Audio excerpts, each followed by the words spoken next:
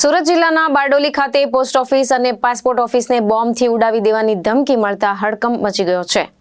Email દ્વારા મળેલી આ ધમકીમાં સાયનાઇડ ગેસ ભરેલા આઈઈડી બોમ્બનો વિસ્ફોટ કરવાની ચેતવણી આપવામાં આવી હોવાનું સામે આવ્યું છે।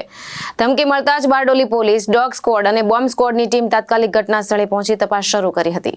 મળતી માહિતી મુજબ બારડોલી સ્થિત પોસ્ટ ઓફિસ અને પાસપોર્ટ ઓફિસને ઈમેલ દ્વારા બોમ્બ મુકાયાની ધમકી આપવામાં આવી હતી।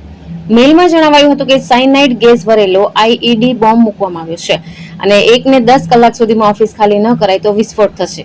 ધમકી મળતા જ બારડોલી પોલીસ, ડોગ સ્ક્વોડ અને બોમ્બ સ્ક્વોડની ટીમ તાત્કાલિક સ્થળ પર પહોંચી તપાસ શરૂ કરી હતી।